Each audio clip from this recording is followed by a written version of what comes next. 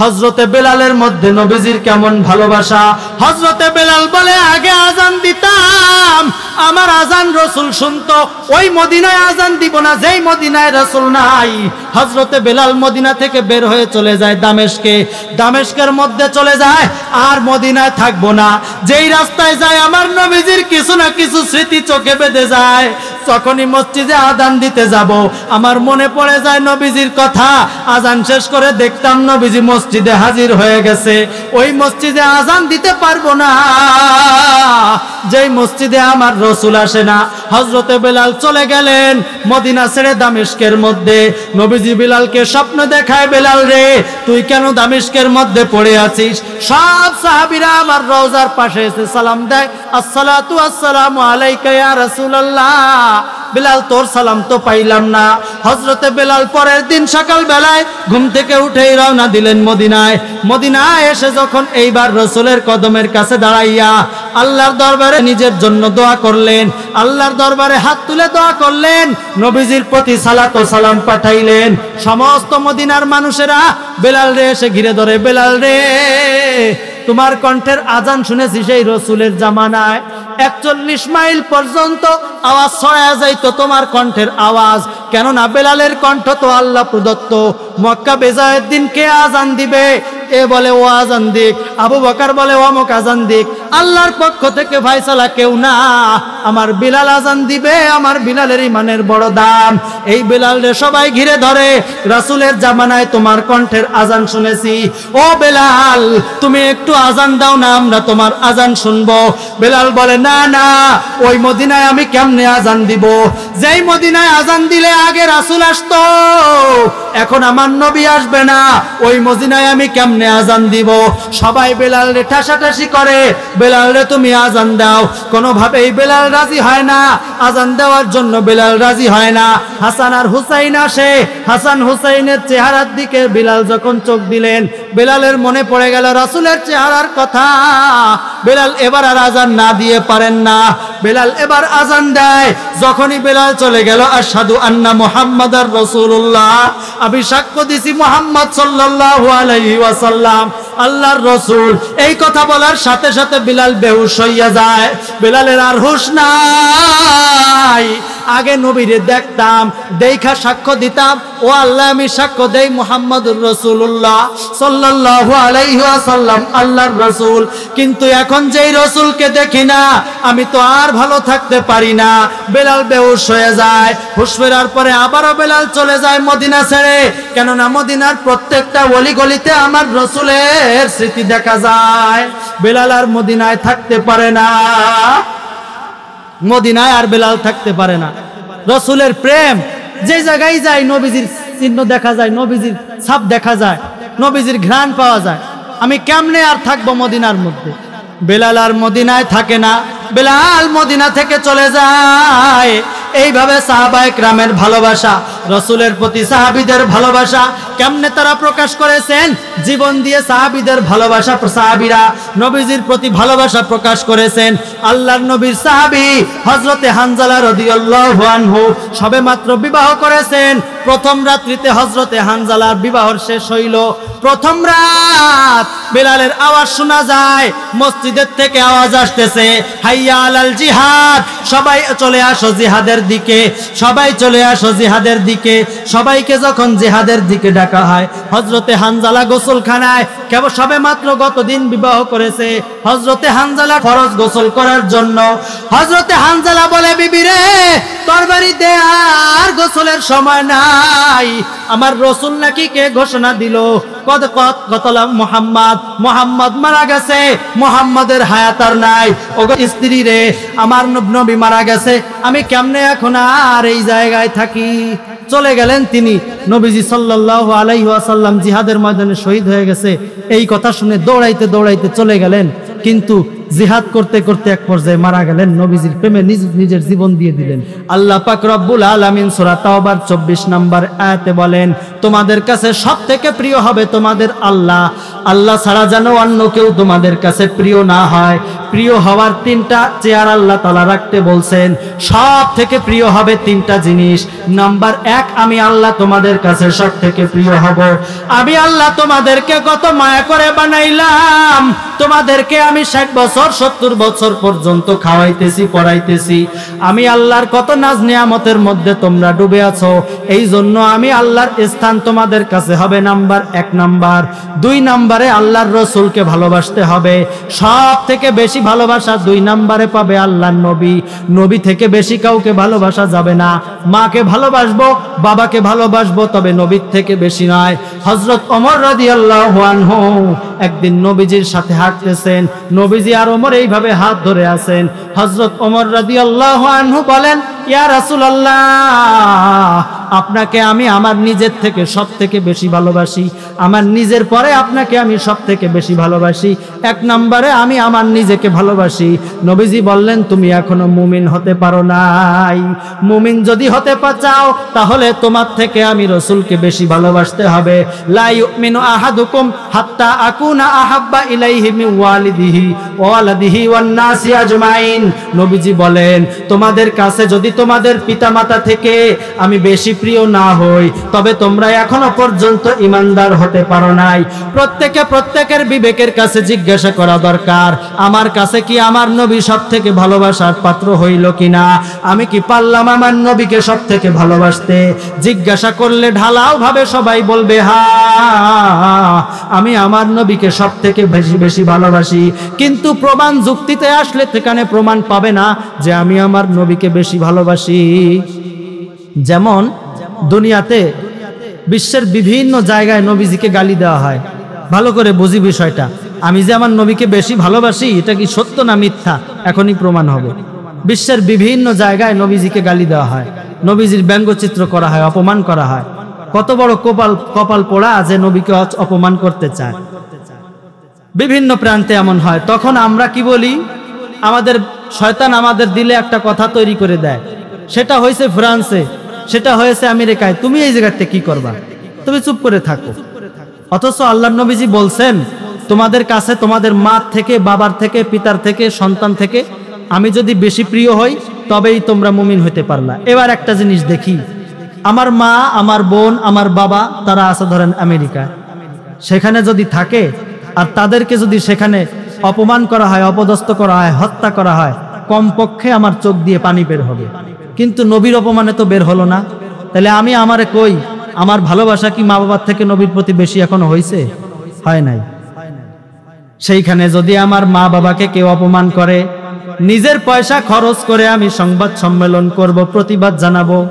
কিন্তু আমার নবীকে যখন সেইখানে অপমান করা হয়, নিজের পয়সা খরচ করি না। কেউ যদি খরচ করে সংবাদ সম্মেলন ডাকে আর আমাকে উপস্থিত হতে বলে, আমি তাও হই না।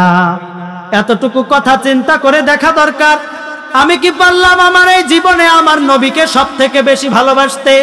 নবীকে যদি ভালোবাসতে না পারি সব থেকে বেশি, আমার ঈমান এখনো পাকা হয় নাই, আমি এখনো খাঁটি বান্দা হইতে পারি নাই। অথচ নবীর প্রতি ভালোবাসা থাকতে হবে। আল্লাহর পরে 2 নম্বরে নবীর স্থান। প্রত্যেকটা মানুষ নবীকে বেশি ভালোবাসবে।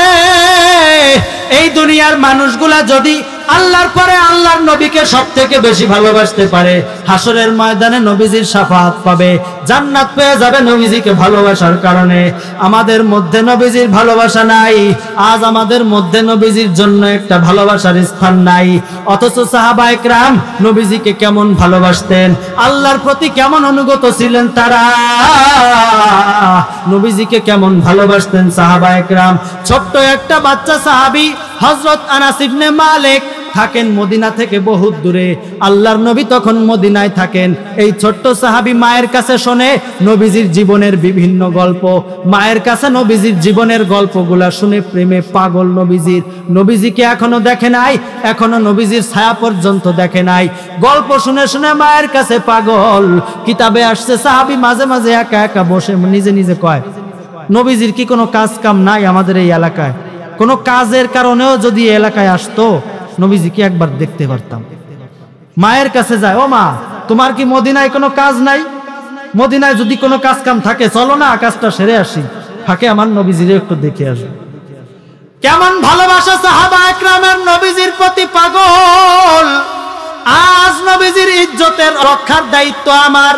যারা নবীজিকে অপমান করবে, বেইজ্জত করবে, সেটার রক্ষার দায়িত্ব আমার। আমি যদি সেইটা রক্ষা করতে না পারি, হাসরের ময়দানে আমি আমার নবীকে কেমনে মুখ দেখাইব? ব্রিটিশ আমলের ঘটনা আপনারা অনেকেই হয়তো জানেন। তৎকালীন সময়ে ভারতের মধ্যে এক কুলাঙ্গার রঙ্গিলা রাসূল নামে একটা কিতাব লেখে। এই রঙ্গিলা রাসূল কিতাবের মধ্যে আমার নবীকে নিয়ে বিভিন্ন সমালোচনা করে, নবীর চরিত্র নিয়ে সমালোচনা করে, নবীকে বেইজ্জতি করার চেষ্টা করে। নবীজিকে বেইজ্জতি করা সম্ভব নয়, কেননা আমার আল্লাহ নবীজির ইজ্জত যতদূর দেওয়া যায় নিয়ে রেখেছে। এই দুনিয়ার সমস্ত মানুষ যদি নবীকে নবী বলে মানে, নবীর একটা বিন্দু পরিমাণ পদোন্নতি হওয়ার সুযোগ নাই। যেই পরিমাণ ইজ্জত দেওয়া যায় আমার আল্লাহ দিয়ে রেখেছেন। দুনিয়ার 800 কোটি মানুষ যদি আমার নবীকে নবী বলে না মানে, এর মানে আমার নবীর নবুয়তি থাকবে না, নবীজির নবুয়তি একটু দুর্বল হবে, এমনও নয়। তবে আমরা যদি নবীকে ভালোবাসি, নবীকে মানি, তাহলে আমার দাম বাড়বে।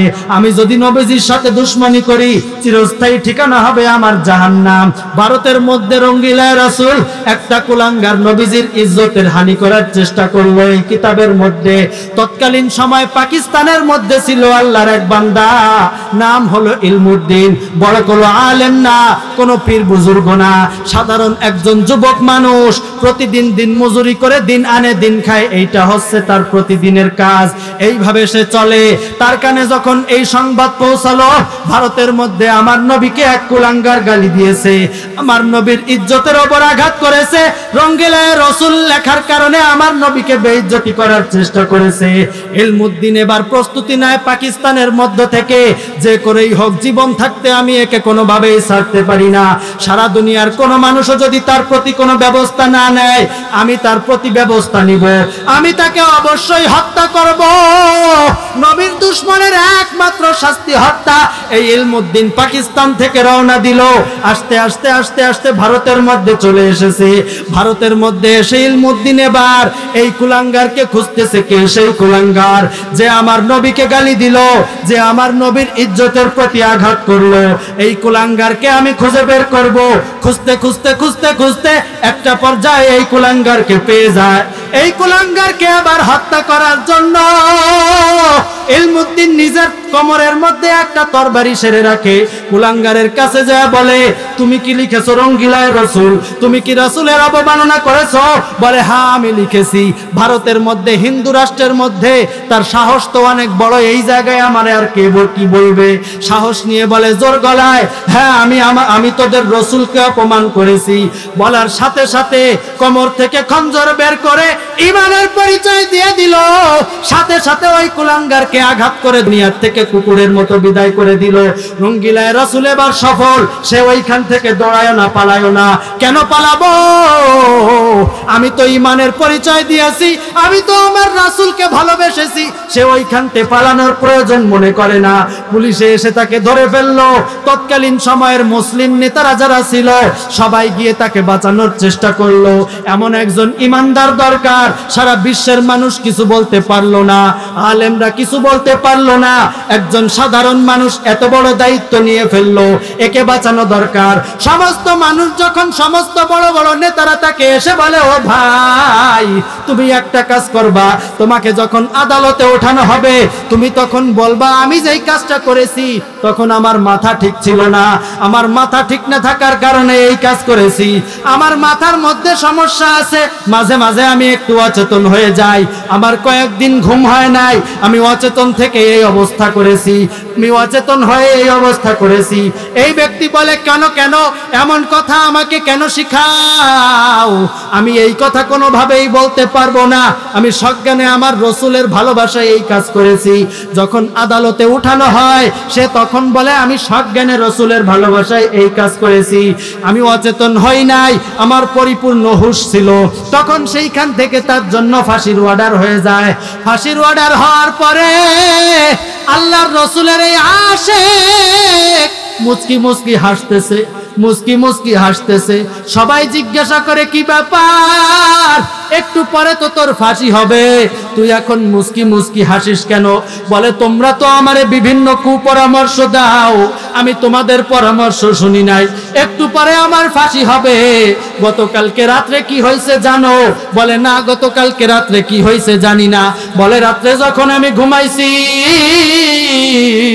আমার স্বপ্নে আমার রাসূল চলে এসেছিলেন, আবু বকরকে সাথে নিয়ে আসছেন, ওমরকে সাথে নিয়ে আসছেন, তিনজনের হাতে ফুলের তোড়া। তারা আমারে বলে ইলমুদ্দিন রে তাড়াতাড়ি আয়, তোর জন্য আমরা জান্নাতের গেটে দাঁড়ায় আছি, তোকে আমরা সংবর্ধনা দেব, তোকে আমরা জান্নাতের মধ্যে ফুলের মালা দিয়ে নিয়ে যাব। নবীজির ইজ্জত রক্ষা করেছে, ইলমুদ্দিন এত বড় দামি হয়ে যায়। এই জন্যই আল্লাহ তাআলা বলেন, ও দুনিয়ার মানুষেরা একটা কথা শুনে রাখো, তোমাদের কাছে সবথেকে ভালোবাসার চেয়ার হবে আমার। সূরা তাওবার 23 নম্বরে আয়াতে আল্লাহ বলেন, তোমাদের কাছে সবথেকে ভালোবাসার চেয়ার হবে 1 নম্বরে আমি আল্লাহর, 2 নম্বরে রাসূলের। রাসূলকে সবথেকে বেশি ভালোবাসবা, মাকে যত ভালোবাসবা, বাবাকে যত ভালোবাসবা। এই ভালোবাসা তো তোমার থাকবেই অবশ্যই, মায়ের প্রতি বাবার প্রতি ভালোবাসা অবশ্যই রাখতে হবে, কিন্তু নবীজির প্রতি তোমার তাদের থেকেও বেশি ভালোবাসা থাকতে হবে। হাসরের ময়দানে যদি শাফাত পাইতে চাই, নবীজির আদর্শ লালন করতে হবে। নবীজি সাল্লাল্লাহু আলাইহি ওয়াসাল্লাম হাউজে কাউসারের পাড়ে দাঁড়ায়া যখন আমাদের মতো উম্মত গুলারে পানি পান করাইবে হাউজে কাউসার থেকে, জান্নাতে পাঠানোর আগে হঠাৎ করে মাঝখানে একটা পর্দা পড়ে যাবে। নবীজি বলবেন, এই ফেরেশতা পর্দা ফেলাইলে কেন এই জায়গায়? আমার উম্মতদেরকে আমি পানি পান করাইতেছি হাউজে কাউসার, তারা জান্নাতে যাবে। ফেরেশতারা বলে, ইয়া রাসূলুল্লাহ আপনি তো জানেন না, আপনি চলে আসার পরে ওই উম্মতগুলা দুনিয়াতে আসছিল, এসে কি করেছিল জানেন? কি করেছিল? আপনার সুন্নাতকে জবাই দিছিল, আপনার দেখানো পথ থেকে তারা বিচ্যুত হয়ে গেছিল, আর এখন আসছে আপনার কাছে হাউজে কাউসার খাওয়ার জন্য, হাউজে কাউসার পান করার জন্য। নবীজি কয়, সোহকান সোহকা, দূর হ তোরা, তোদেরকে আমার কোনো দরকার নেই। 2 নাম্বার ভালোবাসার স্থান নবীজির। আজ আমরা কাকে বসাই ভালোবাসার স্থানে? আমার মায়ের গায়ে আঘাত লাগলে আমার ব্যথা লাগে, বাবার গায়ে আঘাত লাগলে ব্যথা লাগে, নবীজির গায়ে আঘাত লাগলে আমার ব্যথা লাগে না। সাহাবা একরামের মধ্যে কেমন ভালোবাসা! একটা মহিলা আসছে নবীজির দরবারে, ওগো আল্লাহর নবী আপনি নিয়ে যান আমার এই যে ছোট্ট একটা বাচ্চা ছেলে, যুদ্ধের ময়দানে নিয়ে যান, তাকে আপনি আপনার সাথে রাখবেন। নবীজি বলেন, এতটুকু ছোট বাচ্চা নিয়ে আমি কি করব? এতটুকু ছোট বাচ্চা তো জিহাদ করতে পারবে না, তাকে তো আমার কোনো কাজে লাগবে না। ওই মা বলে, নবী গো আমি চাই একটা শহীদের মা হইতে, ওই জিহাদের ময়দানে যখন আপনার দিকে তীর আসবে আমার সন্তানকে ঢাল বানাইয়া ঠেকাইবেন, আমার সন্তান শহীদ হইলেই আমি সফল। নবীজির ভালোবাসা প্রমাণ করতে হবে। নবীজির ভালোবাসা মগজে কোরা, রোহে ইমা জান দিন, হাসতে হুব্বে রহমাতুল লিল আলামিন। কোরআনের ভালোবাসা বলেন, দ্বীনের জান বলেন, ইমানের রূহ বলেন, নবীজির ভালোবাসা নাই তো কোরআনের কোনো মগজ নাই। নবীজির মাধ্যমেই তো আমরা কোরআনের অনুসরণ করব, নবীজির মাধ্যমেই তো কোরআন পাইছি, সেই নবীজিরে ভালোবাসলাম না আর আমরা মুসলিম দাবি করি, কোরআন মানি, এটা হতে পারে না।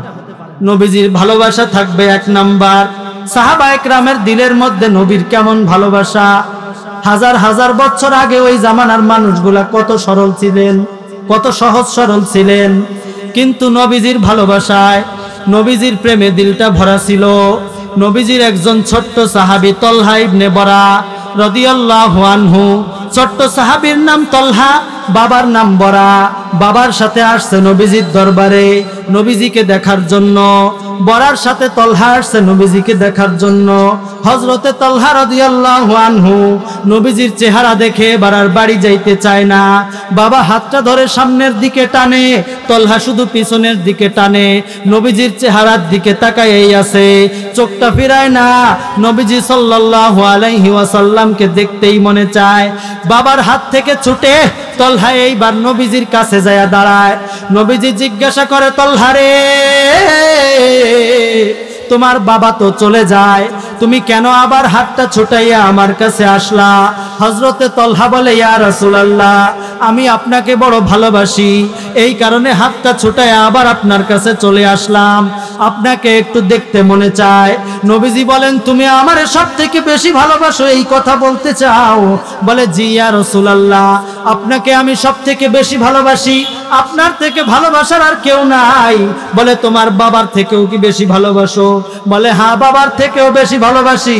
নবীজি নিজের কোমর থেকে একটা ছোট্ট তরবারি ছুরি বের করলেন, ছুরিটা তলহার হাতে দিয়া ছোট্ট সাহাবী বলে, যাও বাবার গলাটা কেটে আনো, দেখি বাবারে বেশি ভালোবাসো নাকি আমি নবীরে বেশি ভালোবাসো।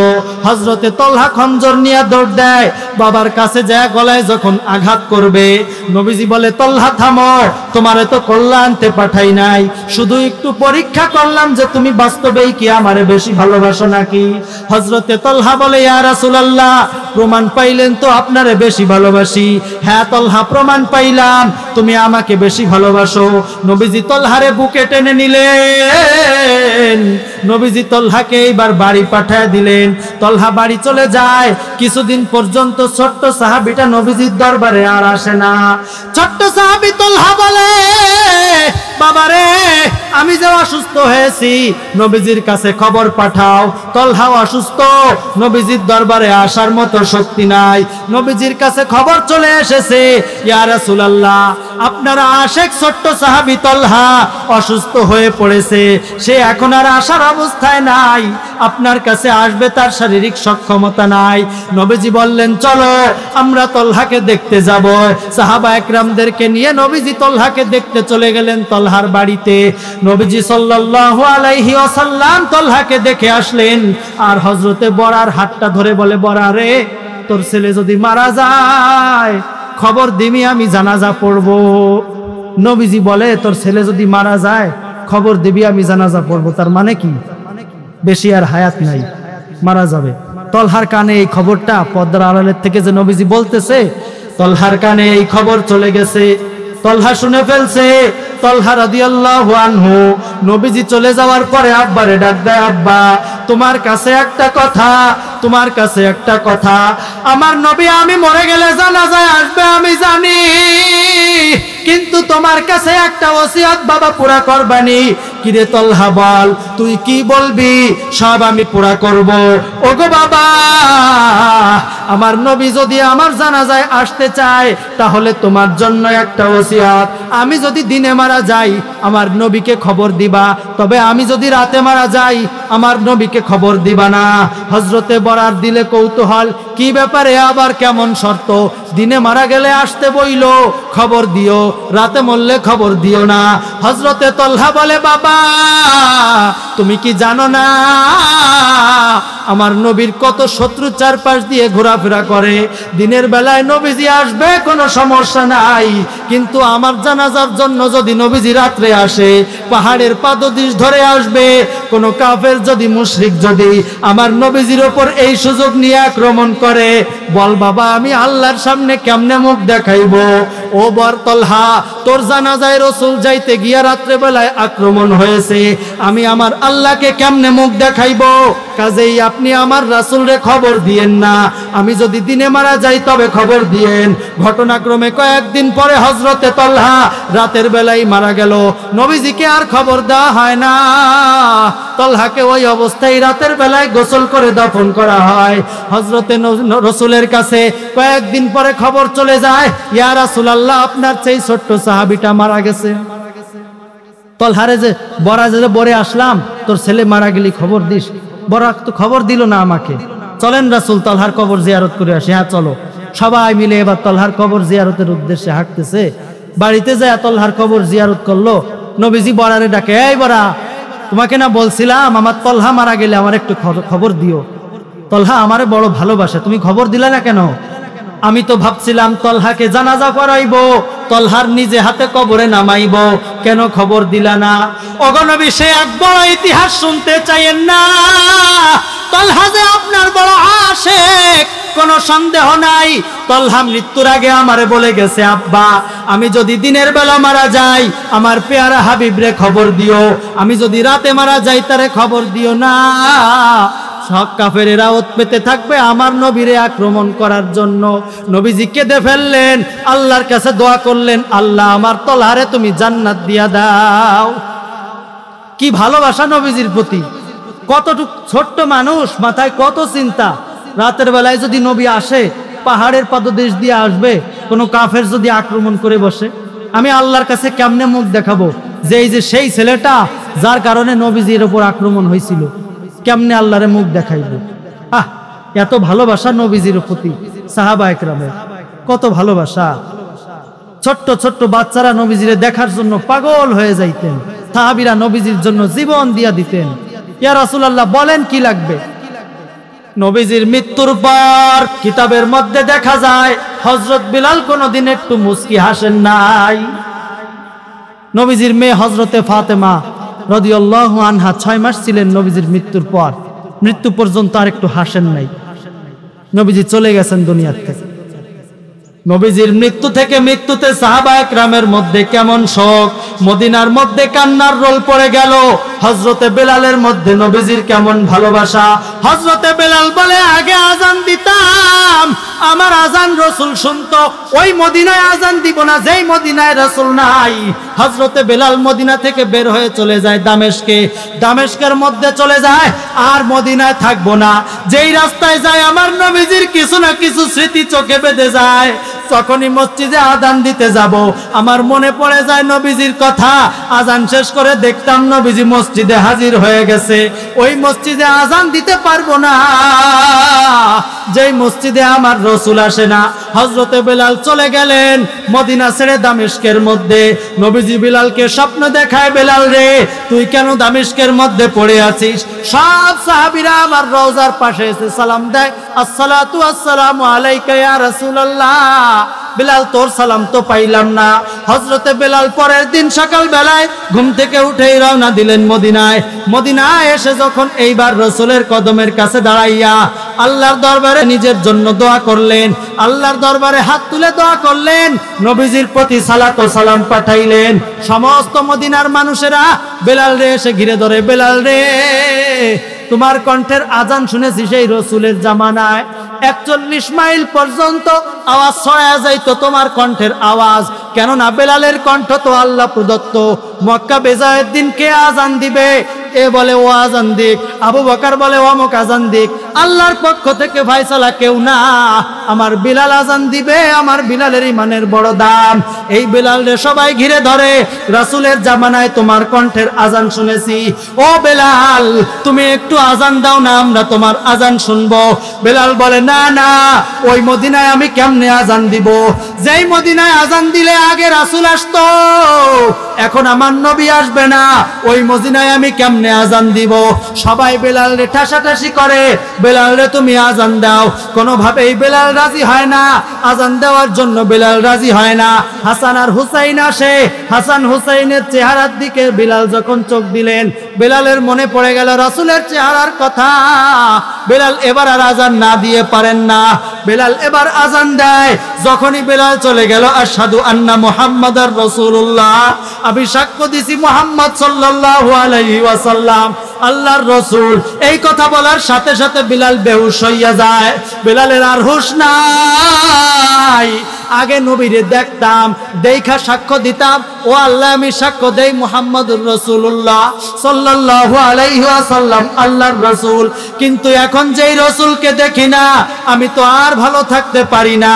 বেলাল বেহুশ হয়ে যায়। হুঁশ ফেরার পরে আবারও বেলাল চলে যায় মদিনা ছেড়ে। কেননা মদিনার প্রত্যেকটা অলি গলিতে আমার রাসূলের স্মৃতি দেখা যায়। বেলাল আর মদিনায় থাকতে পারে না, মদিনায় আর বেলাল থাকতে পারে না। রাসূলের প্রেম যে জায়গায় যায় নবীজির চিহ্ন দেখা যায়, নবীজির ছাপ দেখা যায়, নবীজির ঘ্রাণ পাওয়া যায়। আমি কেমনে আর থাকবো মদিনার মধ্যে? বেলাল আর মদিনায় থাকে না, বেলাল মদিনা থেকে চলে যায়। এইভাবে সাহাবায়ে কেরামের ভালোবাসা রাসূলের প্রতি সাহাবীদের ভালোবাসা কেমনে তারা প্রকাশ করেছেন? জীবন দিয়ে সাহাবীদের ভালোবাসা, সাহাবীরা নবীজির প্রতি ভালোবাসা প্রকাশ করেছেন। আল্লাহর নবীর সাহাবী হযরতে হানজালা রাদিয়াল্লাহু আনহু সবেমাত্র বিবাহ করেছেন। প্রথম রাত্রিতে হযরতে হানজালার বিবাহ শেষ হইল। প্রথম রাত বেলালের আওয়াজ শোনা যায়, মসজিদের থেকে আওয়াজ আসতেছে, হাইয়া আলাল জিহাদ, সবাই চলে আসো জিহাদের দিকে, সবাই চলে আসো জিহাদের দিকে। সবাইকে যখন জিহাদের দিকে ডাকা হয়, হযরতে হানজালা গোসলখানায়, কেবল সবেমাত্র গতদিন বিবাহ করেছে। হযরতে হানজালা ফরজ গোসল করার জন্য হযরতে হানজালা বলে, বিবি রে তোর বাড়িতে আর গোসলের সময় নাই। আমার রাসূল নাকি কে ঘোষণা দিল, কতলা মুহাম্মদ মারা গেছে, মুহাম্মাদের হায়াত আর নাই। ওগো স্ত্রী রে, আমার নবী মারা গেছে, আমি কেমনে এখন আর এই জায়গায় থাকি? চলে গেলেন তিনি। নবীজি সাল্লাল্লাহু আলাইহি ওয়াসাল্লাম জিহাদের ময়দানে শহীদ হয়ে গেছে, এই কথা শুনে দৌড়াইতে দৌড়াইতে চলে গেলেন। কিন্তু জিহাদ করতে করতে এক পর্যায়ে মারা গেলেন। নবীজির প্রেমে নিজের জীবন দিয়ে দিলেন। জিহাদের ময়দান শেষ, সব মানুষগুলা চলে আসছে লাশ নেওয়ার জন্য। হানজালার বিবি এসে বলে, রাসূল গো, একটা লাশ আপনি গোসল ছাড়া কাউ দাফন দিয়েন না। কোন লাশটা গোসল ছাড়া দাফন দিব না? বলে, আমার স্বামী হানজালা সবেমাত্র বিবাহ করেছে, এখন পর্যন্ত ফরজ গোসলটা করার সময় পায় নাই। আপনি মারা গেছেন। এই কথা শুনে দৌড়ায় চলে এসেছে জিহাদের ময়দানে। আপনি তো বেঁচে আছেন আলহামদুলিল্লাহ, কিন্তু আমার হানজালা বোধহয় শহীদ হয়ে গেছে। হানজালার লাশ এইবার আর কোথাও পাওয়া যায় না। কিছুক্ষণ পরে সাহাবীরা খুঁজতে খুঁজতে এক কর্নারে পায় হানজালার লাশ দেখা যায়, চুল থেকে পানি ঝরতেছে টপ টপ করে। জিজ্ঞাসা করা হয়, ইয়া রাসূলুল্লাহ, আমরা তো কেউ হানজালারে গোসল দেই নাই, চুল থেকে পানি ঝরে কেন? বলে, জান্নাতের পানি দিয়ে আল্লাহ গোসল দিয়ে মাত্র আসমান থেকে নামাইছে। সাহাবা একরামের ভালোবাসা, 1 নাম্বার ভালোবাসা আল্লাহর প্রতি, 2 নাম্বার ভালোবাসা রাসূলের প্রতি, 3 নাম্বারে ভালোবাসা আল্লাহর রাস্তায় জিহাদের। জিহাদের প্রতি আমাদের কেমন? জিহাদ 2 ধরনের, একটা ময়দানের জিহাদ, একটা নিজের নফসের সাথে জিহাদ। আমার নফসের শত্রু শয়তান, শয়তানের সাথে মোকাবেলা করতে হবে। কোনোভাবেই যেন পথচ্যুত না করতে না পারে, কোনোভাবেই যেন আল্লাহর নাফরমানিতে লিপ্ত না করতে পারে। সূরা তাওবার 24 নম্বর আয়াতে আল্লাহ তাআলা বলেন, তোমাদের কাছে পিতা মাতা বাড়ি ঘর টাকা পয়সা সব থেকে প্রিয় হব আমি, 2 নম্বরে রাসূল, 3 নম্বরে আল্লাহর পথে জিহাদ এবং নিজেদের নফসের সাথে জিহাদ তথা জিহাদ করা। এই 3টা জিনিস আমরা সকলেই মনে রাখবো, আমল করার চেষ্টা করব। নিজের দিলের চেয়ারের মধ্যে আল্লাহকে 1 নম্বর আসন দেব, রাসূলকে 2 নম্বর আসন দেব, 3 নম্বর শয়তানের মোকাবেলায় নিজেকে জিহাদের ময়দানে নামায় দেব। আল্লাহ তাআলা তৌফিক দান করেন।